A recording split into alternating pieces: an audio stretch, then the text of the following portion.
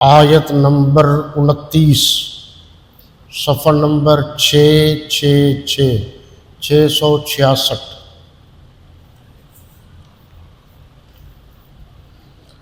الحمدللہ وکفا وسلام علی عبادہ الذین اصطفیٰ اما بعد فاعوذ باللہ من الشیطان الرجیم بسم اللہ الرحمن الرحیم محمد رسول اللہ والذین معه اشداء علی الکفار رحماء بینہم تراہم رکعا سجدا یبتغون فضلا من اللہ ورضوانا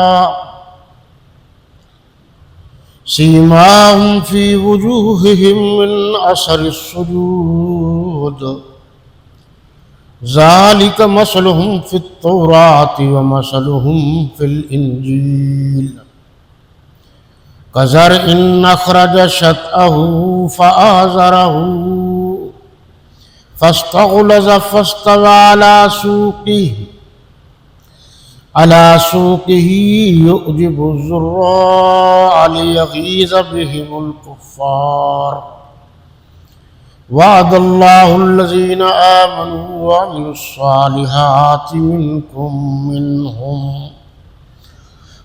الصالحات منهم مغفرة وأجرا عظيما صدق اللہ مولانا العظیم۔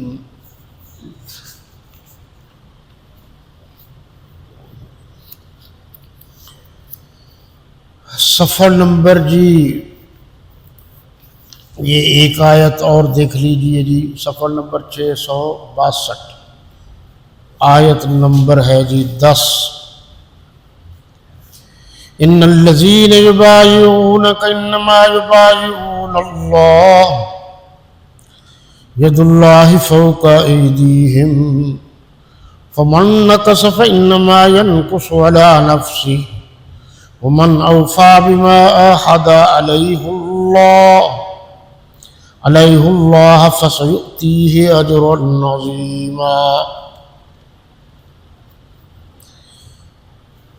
صدق اللہ مولانا العظیم وصدق رسولہ النبی الکریم ونحن علی ذلک لمن الشاہدین والشاکرین والحمد للہ رب العالمین۔ ترجمہ دیکھیے، صفحہ نمبر 666، آیت نمبر 28 کو ملا لیجیے ترجمے میں۔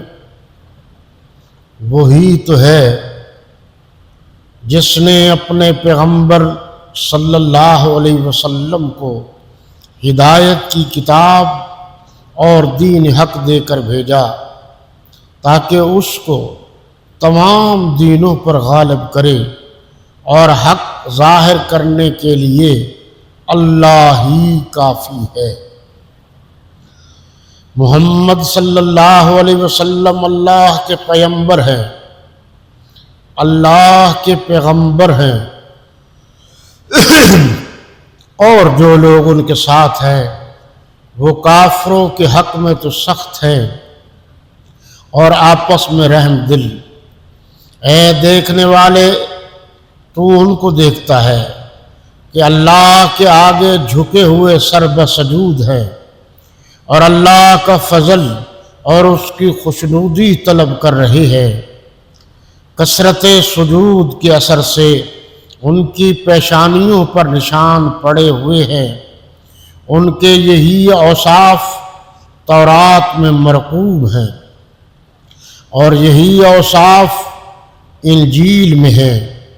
وہ گویا ایک کھیتی ہے جس نے پہلے زمین سے اپنی سوئی نکالی، پھر اس کو مضبوط کیا، پھر موٹی ہوئی اور پھر اپنی نال پر سیدھی کھڑی ہو گئی، اور لگی کھیتی والوں کو خوش کرنے تاکہ کافروں کا جی جلائے۔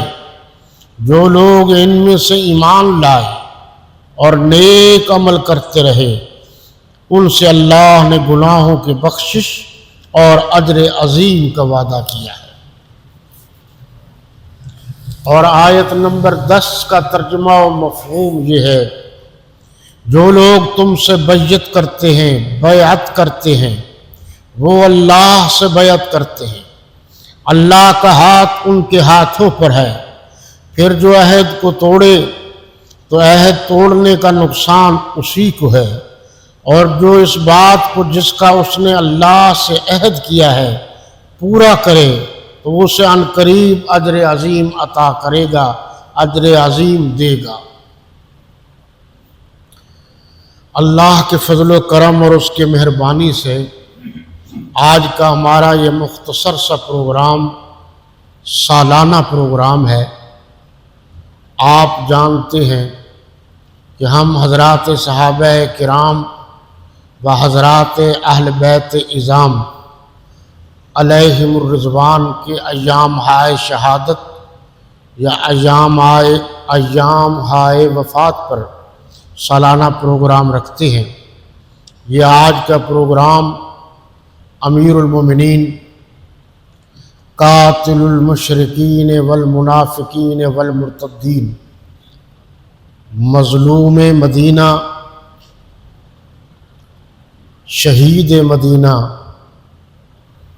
امام مظلوم، دوہرے داماد رسول مقبول صلی اللہ علیہ وسلم سیدنا عثمان غنی رضی اللہ تعالی عنہ کے یوم شہادت کے سلسلہ میں انعقاد پذیر ہے۔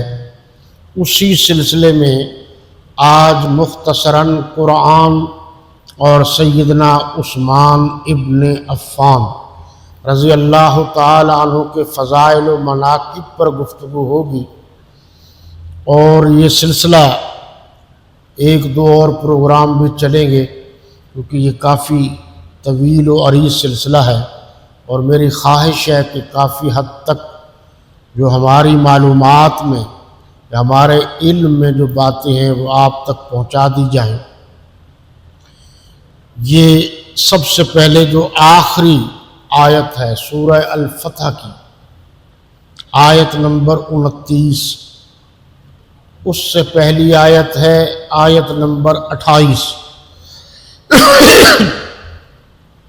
آیت نمبر 28 میں حضور صلی اللہ علیہ وسلم کی نبوت کا اظہار ہے، اور یہ کامل و اکمل نبوت ہے، اور آپ پر جو اللہ نے دین اتارا ہے وہ بھی کامل و مکمل و اکمل ہے، اور یہ پوری دنیا پر چھا جائے گا۔